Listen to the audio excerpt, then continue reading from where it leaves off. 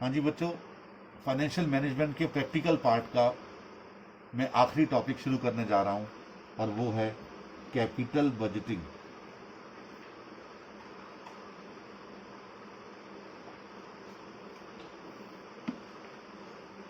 Capital budgeting दरअसल investment decisions के अंतर्गत आता है।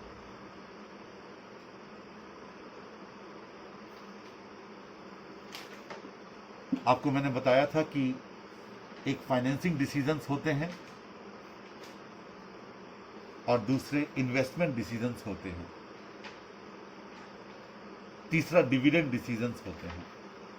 एक डिविडेंड पॉलिसी पर भी डिस्कशन करना है, वो भी एक डिसीजन है, उस पर भी डिस्कशन करेंगे इस चैप्टर को ख़त्म करते ही, और उसके बाद फिर प्रैक्टिकल पार्ट कंप्लीट हो जाएगा फाइनेंशियल मैनेजमेंट का। देखिए, बिजनेस में जितना फाइनेंस हम अरेंज करते हैं, उन फाइनेंसेस को दो तरीके से इन्वेस्ट किया जाता है। पहला इन्वेस्टमेंट होता है वर्किंग कैपिटल में, जो आपने पिछले चैप्टर में पढ़ लिया कि वर्किंग कैपिटल में कितना पैसा हमें इन्वेस्ट करना है। दूसरा इन्वेस्टमेंट होता है किसी बड़े प्रोजेक्ट में, वहां पर हमें कैपिटल बजटिंग जैसी चैप्टर को पढ़ना होगा। बहुत सारे प्रोजेक्ट्स होते हैं, जैसे रिपेयर्स वर्सेस रिप्लेसमेंट।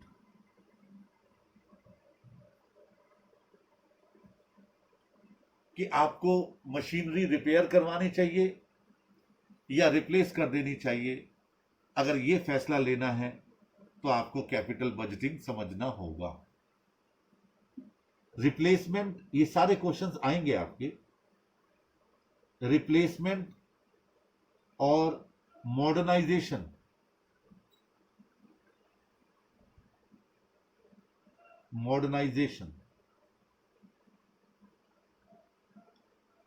यहां पर भी अगर आपको पैसे की जरूरत है कि रिप्लेस कर दें या उसको मॉडर्नाइज कर दें, तो आपको कैपिटल बजटिंग की आवश्यकता होगी।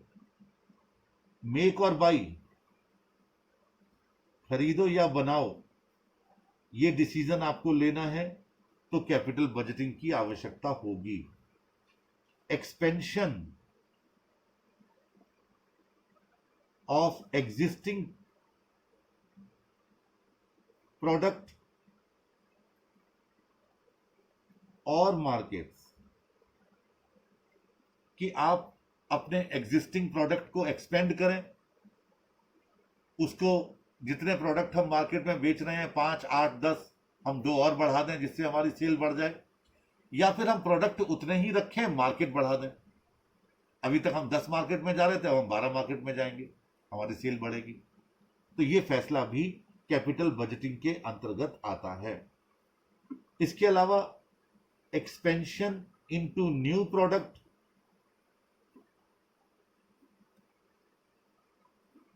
और मार्केट्स और डिवर्सिफिकेशन,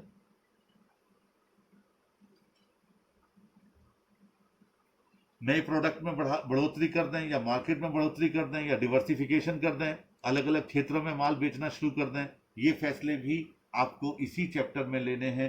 इसी को कैपिटल बजटिंग के अंतर्गत आपको यूज करना है। और सेफ्टी एंड और एनवायरमेंटल प्रोजेक्ट,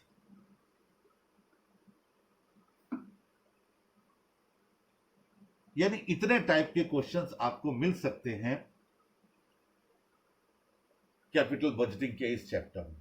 यानी आपको इन प्रपोजल्स को में से जो बेस्ट है वो आपको चुनना है। आपका कैपिटल बजटिंग के जो डिसीजन लेने हैं उसके फीचर्स क्या होंगे, बेसिक फीचर्स क्या होंगे।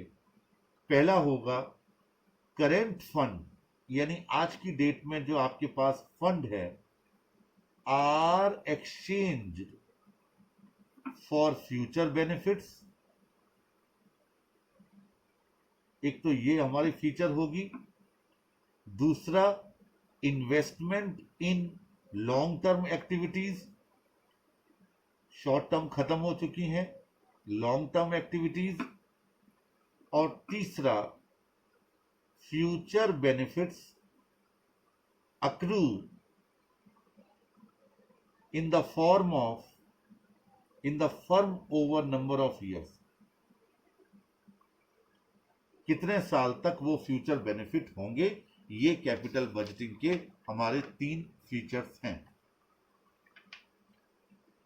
इसके अलावा बहुत सारी चीजें थ्योरेटिकल वे में और होंगी। मैं डायरेक्ट कैपिटल बजटिंग टेक्निक्स पर आ रहा हूं। टेक्निक्स को 2 भागों में बांटा गया है। पहला traditional,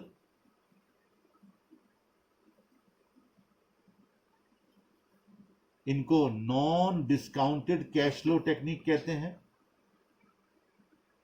non discounted cash flow technique,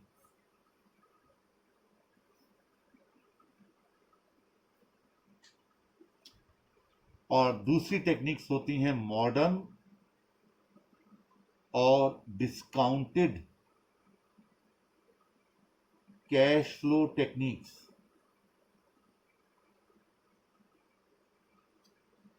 modern और डिस्काउंटेड कैश फ्लो टेक्निक्स, इस तरह से 2 हमारी टेक्निक्स हैं इस कैपिटल बजटिंग के पूरे चैप्टर में। सबसे पहले ट्रेडिशनल में पहली है पे बैक पीरियड मेथड। बस अब ये मान के चलिए प्रैक्टिकल शुरू हो गया। पे बैक पीरियड मेथड, दरअसल मैं हल्का हल्का इनको एग्जाम्पल देता चलूंगा। पे बैक पीरियड का मतलब है कि जो पैसा आपने किसी प्रोजेक्ट में लगाया वो कितने वर्षों में आपको वापस मिल रहा है उस प्रोजेक्ट से, उसे कहते हैं पे बैक पीरियड। जितना भी पैसा आपने बिजनेस में लगाया, this is the most popular and widely recognised traditional method of evaluating capital investment proposal. It is the number of years it takes a firm to recover its original investment from net cash flows। यानी net cash flow से आपको कितने सालों में अपना द्वारा लगाया गया पैसा वापस मिल जाएगा, उसे पे बैक पीरियड कहते हैं। और जिस प्रोजेक्ट में ये पे बैक पीरियड कम होगा, हम उसी प्रोजेक्ट को चुनेंगे। ऑब्वियसली हम उसी प्रोडक्ट को चुनेंगे। और याद रखिएगा, ये कैलकुलेट किया जाएगा आफ्टर टैक्स कैश फ्लोज को डिवाइड करके। आफ्टर टैक्स कैश फ्लोज, जरा ध्यान दीजिए, मैंने एक बड़ा वर्ड बोल दिया है जो प्रैक्टिकल काम आएगा। आफ्टर टैक्स कैश फ्लोज कैसे? नेट प्रॉफिट मान लीजिए दिया गया है क्वेश्चन में, और आपको उसे आफ्टर टैक्स कैश फ्लो में निकालना है।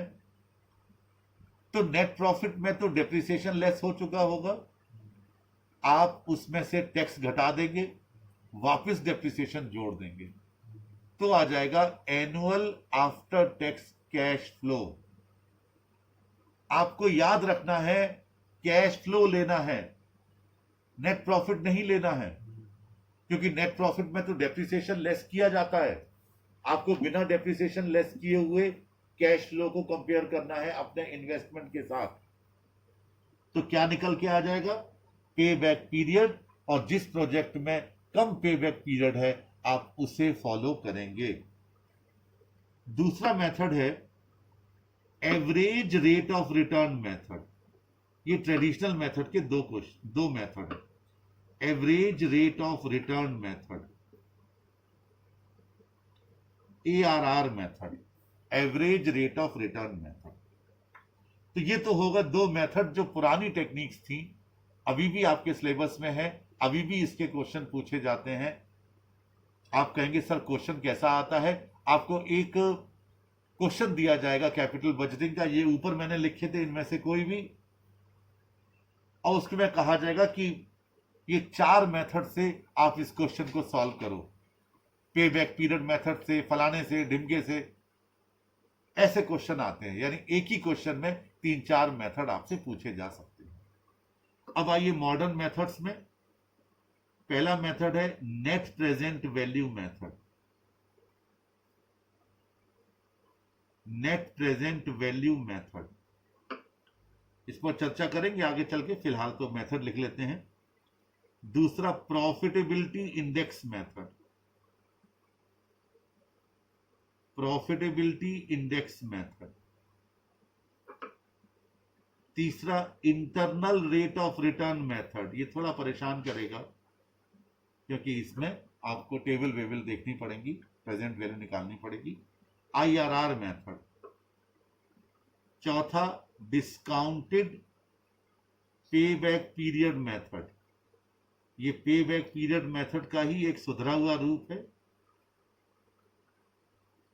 Pay back period method. पांचवा net present value index method. आप परेशान मत होना, ये बहुत छोटे छोटे से मेथड हैं, फटाफट कंप्लीट हो जाते हैं। और छठा method modified IRR, modified internal rate of return method. तो कुल मिलाकर के इस चैप्टर में आपको 8 मेथड समझने हैं, और जब 8 मेथड आपके पूरे हो जाएंगे तो समझ लीजिए ये चैप्टर समाप्त हो गया। सबसे पहला मेथड मैं शुरू करने जा रहा हूं, पे बैक पीरियड मेथड।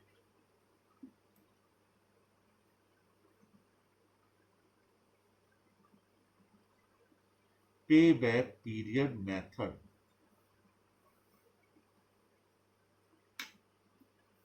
देखिए बेटे, मैंने अभी आपको बताया था कि इसमें आपको पे बैक पीरियड निकालना है।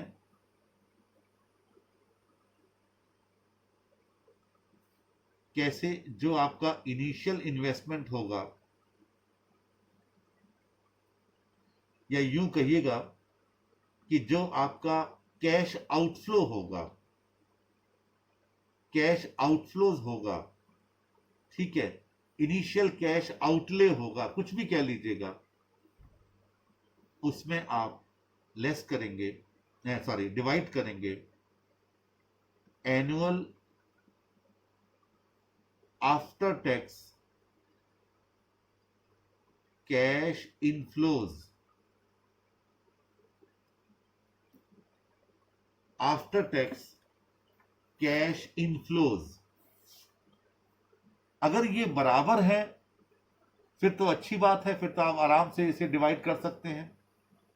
और अगर बराबर नहीं है, मान लीजिए ये अनइक्वल है कैश इनफ्लोज, और प्रैक्टिकली अनइक्वल ही होते हैं, किसी साल में 10,000, किसी में 12,000, किसी में 50,000, किसी में 80,000, तो ऐसी कंडीशन में जब आपका इन कैश इनफ्लोज का टोटल इक्वल हो जाएगा इनिशियल कैश आउटले के बराबर, तो वहीं पर होता है पे बैक पीरियड। डिसीजन क्या है, डिसीजन क्राइटेरिया क्या है पे बैक पीरियड मेथड का? डिसीजन क्राइटेरिया है a project is accepted if its pay back period is less than the maximum pay back period decided by the top management. Top management ने सोचा कि 8 साल में इस प्रोजेक्ट से पैसा वापस आ जाएगा, और मान लीजिए आपका वो 6 साल में, 6.5 साल में पैसा वापस आ रहा है, तो आप इस प्रोजेक्ट को एक्सेप्ट कर लेंगे, यानी ये प्रोजेक्ट आपके लिए बेटर है। दूसरा क्राइटेरिया क्या होगा? A ranking of a number of projects is done. अगर आपके 3, 4, 5 प्रोजेक्ट्स हैं तो आप कम पेबैक पीरियड के आधार पर उसे रैंक देंगे, ये पहला, ये दूसरा, ये तीसरा, ये चौथा, रैंक देंगे, ठीक है। Is less than the maximum payback period for first rank and others on the second and third etcetera ranks as increasing their payback period. जैसे जैसे पेबैक पीरियड बढ़ता जाएगा वैसे वैसे रैंक बढ़ती चली जाएगी। ये दूसरा डिसीजन का क्राइटेरिया होगा। तीसरा, if the management has to choose one project between two or more mutually exclusive project, ध्यान दीजिए, म्यूचुअली एक्सक्लूसिव प्रोजेक्ट कौन से होते हैं कि एक नहीं तो दूसरा, एक घटना नहीं हुई तो ये हो जाएगी, यानी एक सिक्के को आपने उछाला, एक कॉइन को आपने उछाला, उसमें हेड आएगा कि टेल आएगा, ये म्यूचुअली एक्सक्लूसिव इवेंट्स हैं। तो ऐसे प्रोजेक्ट जो म्यूचुअली एक्सक्लूसिव प्रोजेक्ट होते हैं कि ए नहीं तो बी, बी नहीं तो C, the project with shortest payback period will be chosen, जिसका पेबैक पीरियड सबसे शॉर्टेस्ट होगा आप उसे चूज करेंगे। ये 3 हमारे डिसीजन क्राइटेरिया है। ये है पे बैक पीरियड मेथड, यानी पहला मेथड समाप्त हो गया। मैंने कहा ना, स्टार्टिंग के मेथड बहुत इजी हैं, 1-2 मेथड में ही आपको परेशानी आएगी, अदरवाइज बाकी सब इजी निकल जाएंगे। अब आया दूसरा मेथड जिसका नाम है ARR मेथड। इसको accounting rate of return method भी कहते हैं।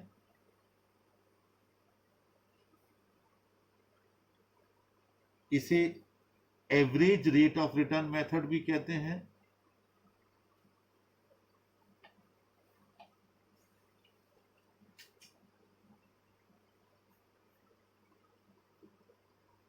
अब जैसे हमने पिछले वाले मेथड में ये सोचा था कि जिस प्रोजेक्ट में पैसा जल्दी वापस आ जाएगा उसमें हम पैसा लगाएंगे, इस मेथड में हमें यह देखना है कि जिस प्रोजेक्ट में हमारी अकाउंटिंग रेट ऑफ रिटर्न जितनी ज्यादा होगी हम उसमें पैसा लगाएंगे। सिंपल सी बात है, रेट ऑफ रिटर्न का मतलब प्रॉफिट कमाने की दर। So it is the ratio of profit. ये क्या है? It is the ratio of profit. कौन सा प्रॉफिट? ब्रैकेट में लिख रहा हूं, नेट ऑफ अकाउंटिंग डेप्रिसिएशन। यानी यहां पर अब डेप्रिसिएशन को लेस किया जा रहा है, पे बैक पीरियड मेथड में नहीं किया जा रहा था, यहां पर डेप्रिसिएशन लेस किया जा रहा है टू कैपिटल इन्वेस्टेड। यानी कैपिटल इन्वेस्टेड के साथ हमारे प्रॉफिट का क्या रेशियो था, ये आपने निकाला ARR। ठीक है। Accounting rate of return is calculating by dividing average income after tax by the initial or average investment at, कई बार क्वेश्चन में एवरेज, तो वहां पर ARR average rate of return हो जाएगा, और कई बार जब इसको हम इनिशियल इन्वेस्टमेंट से कहेंगे तो वो बन जाएगा अकाउंटिंग रेट ऑफ रिटर्न। यानी फॉर्मूला क्या बना इसका? फॉर्मूला बना ARR बराबर estimated average net annual income, net दूसरी लाइन में ले लेना, net annual income after depreciation and tax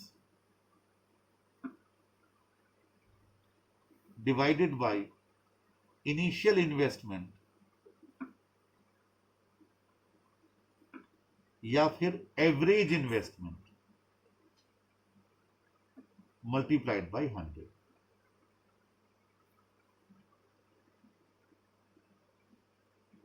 ठीक है। ये एवरेज इन्वेस्टमेंट, एवरेज इन्वेस्टमेंट क्या होगा? जितना आपका इन्वेस्टमेंट इनिशियल था प्लस जितना प्रोजेक्ट खत्म होने के बाद आपको स्क्रैप वैल्यू मिलेगी, उन दोनों का एवरेज। एवरेज इन्वेस्टमेंट क्या है? दोबारा समझ लीजिएगा कि जितना हमने इनिशियल इन्वेस्टमेंट किया था उसमें हमने प्लस कर दिया जितना प्रोजेक्ट खत्म होने के बाद आपके पास बचेगा, डिवाइडेड बाय 2, उसे हम कहते हैं एवरेज इन्वेस्टमेंट।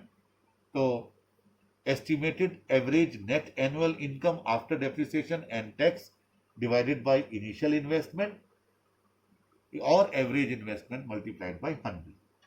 अब जरा इसको समझ लेते हैं। क्लियर है, ये अकाउंटिंग थ्योरी पर बेस्ड है कि जितनी भी नेट इनकम होगी आफ्टर टैक्स एंड डेप्रिसिएशन, या एवरेज उसको आप यहां पर यूज करेंगे अपने एवरेज इन्वेस्टमेंट से या फिर इनिशियल इन्वेस्टमेंट से। डिसीजन क्राइटेरिया क्या है? द एक्सेप्ट और reject rule is to accept all project whose ARR is higher than the minimum rate of return established by the management and reject those whose ARR is less than the minimum rate of return। मान लीजिए किसी question में minimum rate of return तय की गई है, तो उस मिनिमम रेट ऑफ रिटर्न से आप क्या करेंगे? अगर आपका ARR ज्यादा आ रहा है तो उन प्रोजेक्ट को आप एक्सेप्ट कर लेंगे, और अगर ARR कम आ रहा है तो आप उस प्रोजेक्ट को क्या कर देंगे? अल्टीमेटली रिजेक्ट कर देंगे। दूसरा क्या होगा डिसीजन क्राइटेरिया? अगर कई सारे प्रोजेक्ट हैं, आपको रैंक देना है, तो a ranking of a number of project is done in a descending order according to the highest ARR on first rank and the others on second and third rank.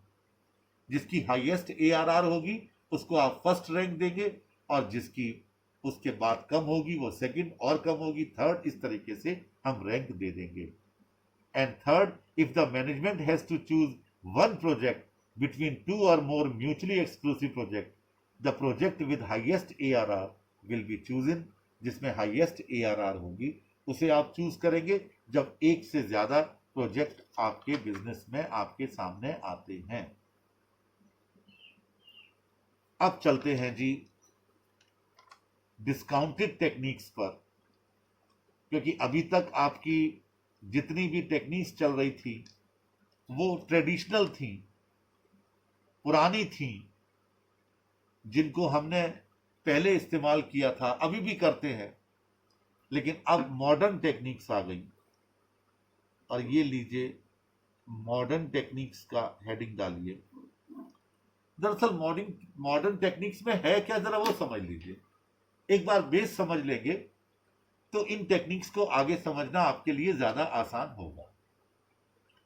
देखिए, पहले वाले दोनों method में आपने future में जितना आपको cash flow हो रहा है पहले वाले मेथड में, और दूसरे वाले में नेट प्रॉफिट हो रहा है, वो एज इट इज ले लिया अपना डिसीजन लेने के लिए।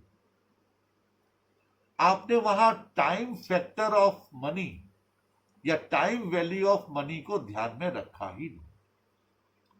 आपने ये माना कि आज जो 1 रुपया है वो अगले साल भी 1 रुपया ही रहेगा, और उसके अगले साल भी 1 रुपए के बराबर रहेगा, उसके अगले साल भी 1 रुपए के बराबर रहेगा, और 10 साल बाद भी 1 रुपया 1 रुपए के बराबर रहेगा। जबकि ऐसा सच नहीं है।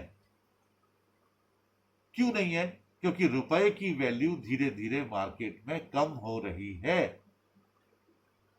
मान लीजिए आपने इस साल पैसा तो लगाया आपने 2020 में, और आप पेबैक पीरियड निकाल रहे हो 2021, 2022, 2023, 2024, 2025 के कैश फ्लो से। इसका मतलब आपने 2020 के रुपए को 21, 22, 23, 24, 25 के रुपए के बराबर मान लिए, तो उससे रिजल्ट गलत जाता है। इसलिए मॉडर्न टेक्निक्स ने टाइम वैल्यू ऑफ मनी को ध्यान में रख करके पेबैक पीरियड निकाले, तो उस मेथड का नाम पड़ गया डिस्काउंटेड पेबैक पीरियड मेथड। अभी आपको लिखवाया है। आपने डिस्काउंटेड 1 रुपए की वैल्यू को ध्यान में रख करके जब रिटर्न निकाला, तो उसका नाम पड़ गया IRR मेथड। अभी आपने ARR मेथड किया था, लेकिन जब आपने टाइम वैल्यू ऑफ मनी को ध्यान में रख करके वही फॉर्मूला यूज किया, तो वो नया मेथड बन गया IRR मेथड। ऐसे ही प्रॉफिटेबिलिटी इंडेक्स मेथड क्या था कि हमने खाली प्रॉफिट चेक कर लिया। मान लीजिए किसी प्रोजेक्ट में 5 लाख रुपया लग रहा है, उसमें हमारी प्रॉफिटेबिलिटी यानी प्रोजेक्ट खत्म होने के बाद हम 5 लाख रुपए पूरे वसूल होने के बाद 2 लाख रुपए हमारे बच रहे हैं, यानी 5 लाख का आउटफ्लो था और 7 लाख का इनफ्लो है।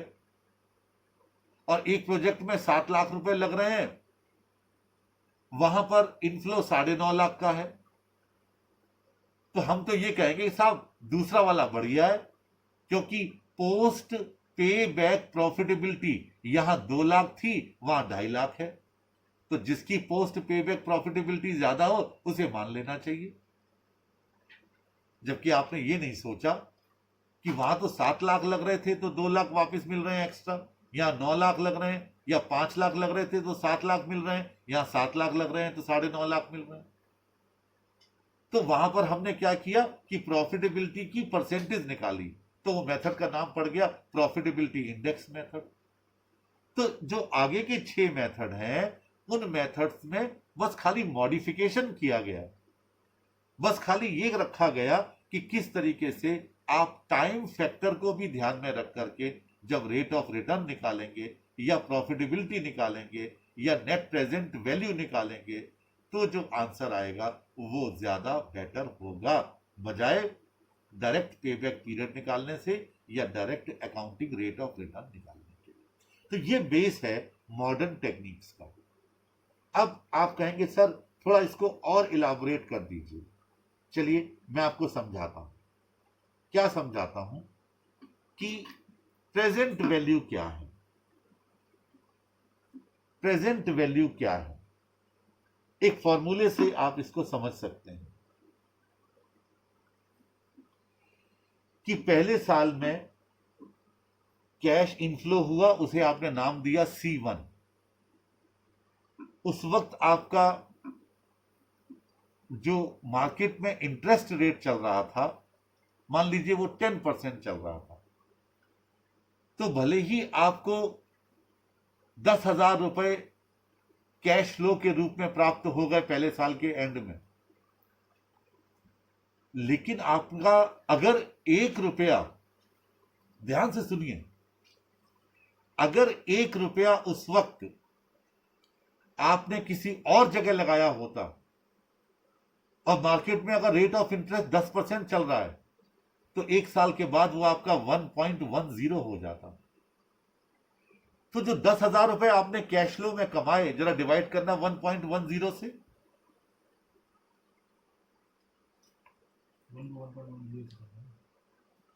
1.10 से डिवाइड करो 10,000 को।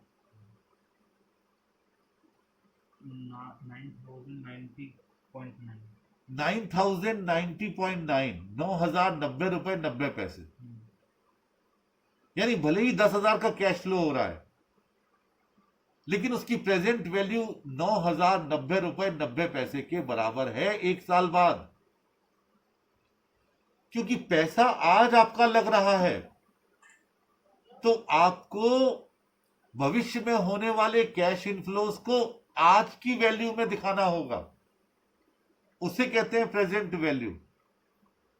तो क्या किया आपने, C1 divided by 1 plus R, जो अभी मैंने कैलकुलेटर पर आपको करवाया था, पहले साल का कैश इनफ्लो प्लस 1.10, अगर 10% का डिस्काउंट है या 10% का इंटरेस्ट रेट है, और अगर 12% का है तो 1.12, 20% है 1.20, plus C2 divided by 1 plus R power 2, plus C3 divided by 1 plus R power 3, dot dot dot dot CN divided by 1 plus R power n। ये निकल के आ गई। भविष्य में 10 साल में अगर आपको कैश इनफ्लोज हो रहे हैं तो आपने सभी कैश इनफ्लोज ले लिए और उनकी आज की डेट में वैल्यू निकाली, तो बेटे इसे कहते हैं हम क्या, प्रेजेंट वैल्यू। और इसमें से जब आपने आज की वैल्यू लेस कर दी, जो आज आपका प्रोजेक्ट में पैसा लगा था, तो वो बन गया नेट प्रेजेंट वैल्यू। और ये बन गया पहला मेथड, क्या, नेट प्रेजेंट वैल्यू मेथड। लिखिए मॉडर्न टेक्निक्स का पहला method NPV method. NPV method, इसका फॉर्मूला लिखिए, एनपीवी बराबर CF O divided by 1 plus K power O, O मतलब नॉट, CF नॉट यानी पहले साल, initial year, plus CF1 divided by 1 plus K power 1 plus dot dot dot लगा दीजिए CFN divided by 1 plus K power N, ठीक है, plus CFT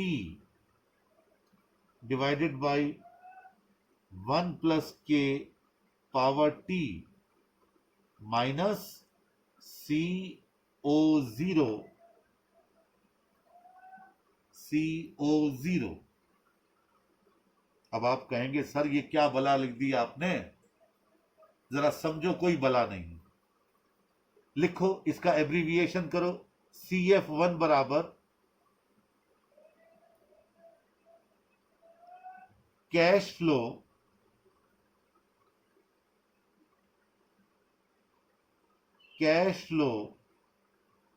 occurring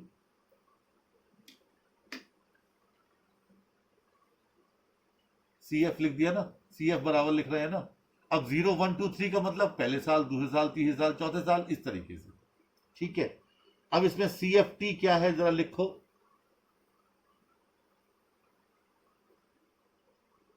cash flow occurring at the end of the year T, एक बार जो आपका वो निकलेगा, मैं आपको बताता हूं कैसे निकलेगा।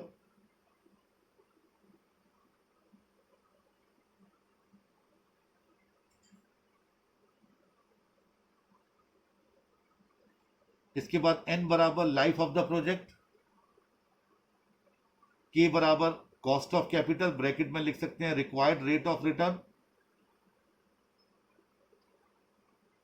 Used as the discount rate,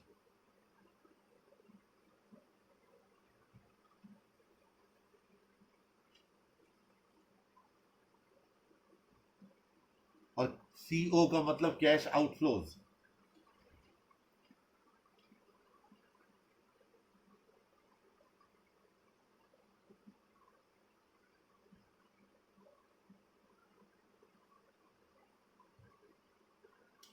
अब देखिए आपने क्या किया कि जो पहला साल था, इनिशियल था, उसे O से दिखाया, एक साल के एंड को 1 से, दूसरे साल के एंड को 2 से, तीसरे साल के एंड को 3 से।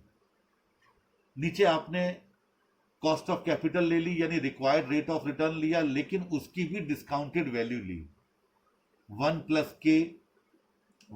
के का पावर 1, 1 प्लस के का पावर 2, ये डिस्काउंटेड टेक्निक है, इस वजह से इसमें पावर ली है। दूसरा जो T आया, दरअसल ये क्या बला है, ये बला है कि आने वाले समय में जब at the end of the project 10 साल बाद या 8 साल बाद जब प्रोजेक्ट समाप्त होगा, तो आपको स्क्रैप वैल्यू जो मिलेगी वो T से संबोधित की गई है, क्योंकि आपने जो प्रोजेक्ट लगाया उसमें आपने पैसा कमाया, शुरू में कमाया, पहले साल के एंड में कमाया, दूसरे में, तीसरे में, चौथे में, पांचवें में, छठे में, सातवें में, आठवें में, उसकी आपने प्रेजेंट वैल्यू निकाल ली।